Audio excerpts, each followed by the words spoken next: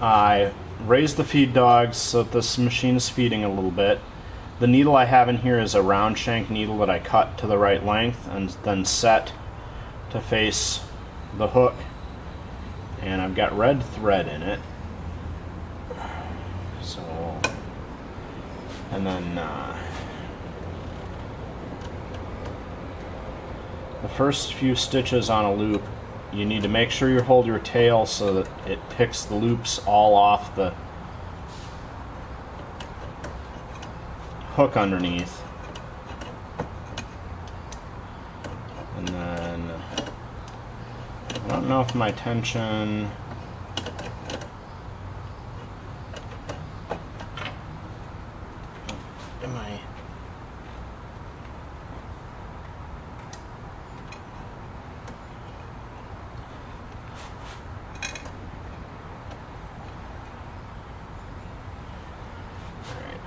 raise the tension a little bit.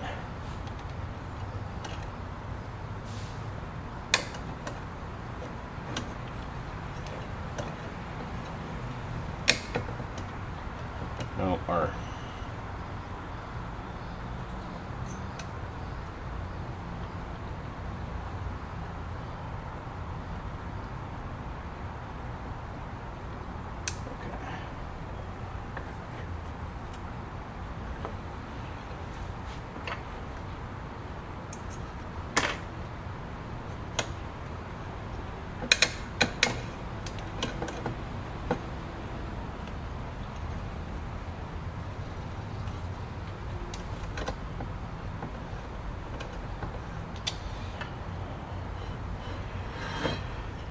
if your loop doesn't get dropped properly, then it will build up on the looper here, and then you end up with a big tangle.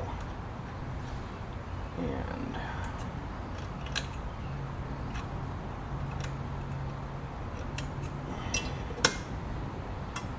nice loopers have a groove in here, so you got a spot to get your scissor tips and stuff for cutting these. So let's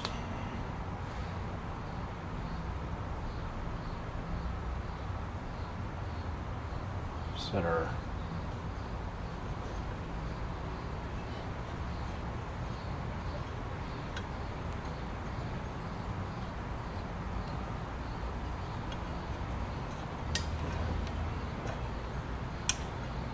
okay.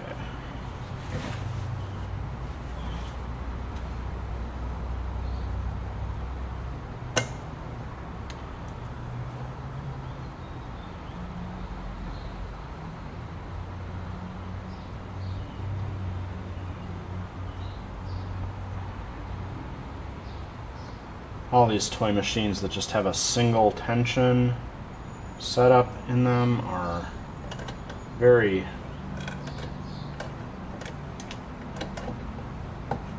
finicky on tension adjustments, because the reason your big machines or even your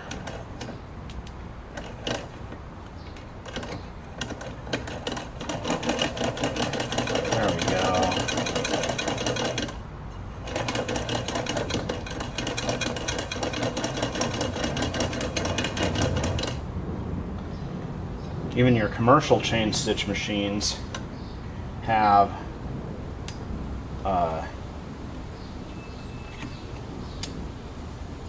take-up spring on the tensioner is to help get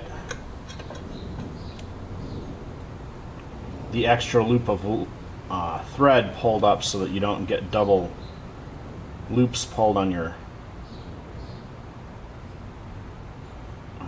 on the hook, whether it's going around a bobbin or just making a chain stitch. So, all right.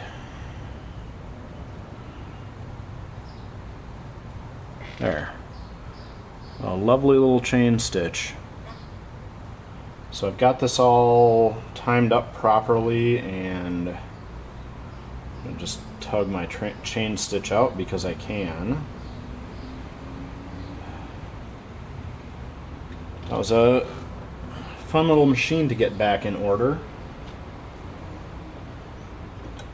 I'll have to look up and see what the needles that are on the ISMAX list are for this.